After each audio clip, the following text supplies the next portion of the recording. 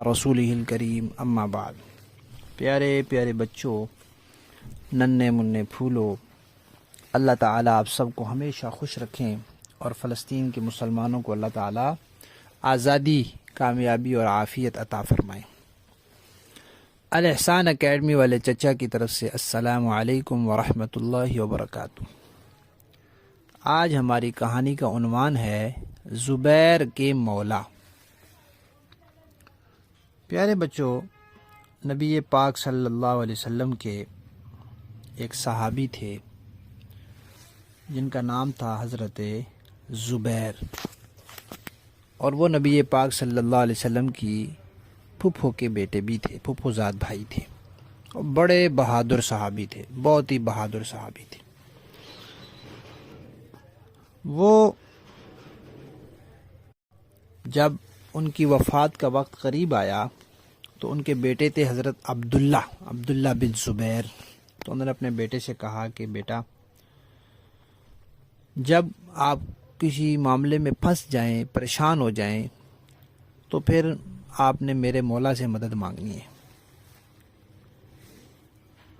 تو انہوں نے کہا کہ ابا جان، مجھے آپ کی بات سمجھ نہیں آئی۔ تو انہوں نے کہا بھئی، میں نے آپ کو یہ بتایا ہے کہ جب آپ کو کوئی مشکل پیش آ جائے تو آپ نے میرے مولا سے مدد مانگنی ہے۔ انہوں نے پھر کہا کہ ابا جان، آپ کا مولا کون ہے؟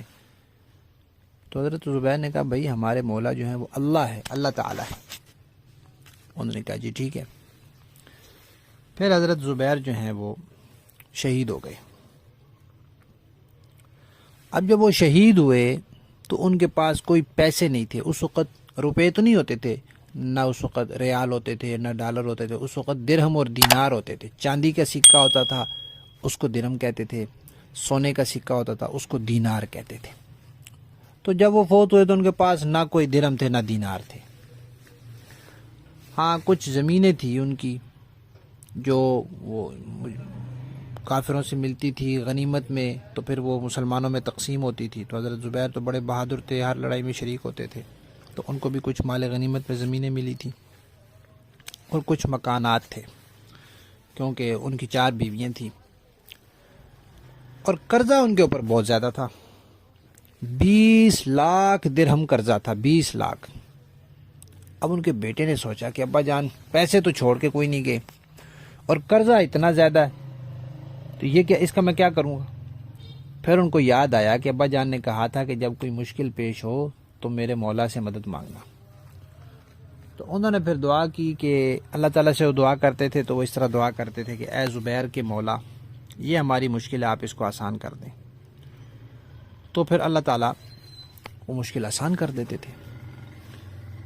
اچھا، حضرت زبیر پر اتنا زیادہ قرضہ تھا کیوں؟ حضرت زبیر صحابی بھی تھے، مسلمان بھی تھے، بہادر بھی تھے، بڑے دیانتدار بھی تھے، امانت دار تھے۔ لوگ ان کے پاس آ کے اپنی امانتیں رکھواتے تھے۔ اس زمانے میں بینک تو نہیں ہوتے تھے نا کہ بینک میں پیسے رکھوا دو، تو گھروں میں پیسے رکھو تو چوری کا خطرہ ہوتا تھا، تو اس لیے وہ حضرت زبیر کے پاس رکھوا دیتے تھے۔ کوئی 1 لاکھ درہم لے کے آیا، جی یہ رکھ لو، کوئی 5 لاکھ درہم لے کر آیا، جی میری امانت رکھ لیں، کوئی 50,000 درہم لے کے، تو لے لیتے تھے۔ پھر ان سے کہتے تھے بھئی، یہ آپ کی امانت نہیں ہے، یہ میں خرچ کر دوں گا، آپ کا قرض ہو گیا میرے پاس، جب آپ کو چاہیے ہو پھر آپ لے لینا۔ تو پھر وہ لے کر تقسیم کر دیتے تھے، غریبوں میں، مسکینوں میں، ضرورت مندوں میں تقسیم کر دیتے تھے۔ جب کوئی مانگنے والا آتا تھا تو پھر اللہ تعالیٰ سے دعا کرتے تھے کہ اے میرے مولا، یہ اب قرضہ لینے کے لیے آیا، اس کے لیے انتظام فرما دیں۔ اللہ تعالیٰ انتظام کر دیتے تھے، وہ دے دیتے تھے۔ اب وہ تو شہید ہو گئے، تو پھر ان کے بیٹے نے ایسے ہی کیا کہ جب بھی کوئی قرضے والا آتا تھا کہتے تھے زبیر کے مولا، اس بندے کے قرضے کا انتظام فرما دیں، تو اللہ تعالیٰ انتظام فرما دیتے تھے۔ تو پھر انہوں نے ان کی زمینیں اور جو اضافی مکانات تھے وہ بیچ کے پھر جتنے بھی لوگ تھے ان سب کا قرضہ ادا کیا۔ تو سب کا قرضہ ادا ہو گیا، پھر پیسے بچ گئے، بہت سارے پیسے بچ گئے۔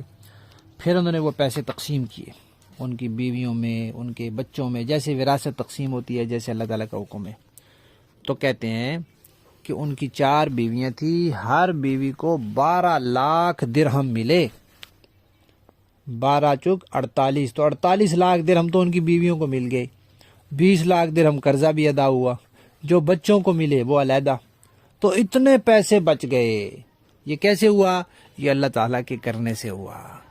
تو حضرت زبیر رضی اللہ تعالیٰ عنہ کا اللہ تعالیٰ سے کتنا تعلق تھا کہ ان کے بچے جب ان کا نام لے کے کہتے تھے کہ یا زبیر کے مولا ہماری یہ مشکل آسان کر دیں، تو اللہ تعالیٰ آسان کر دیتے تھے۔ ہماری کہانی زبیر کے مولا ختم۔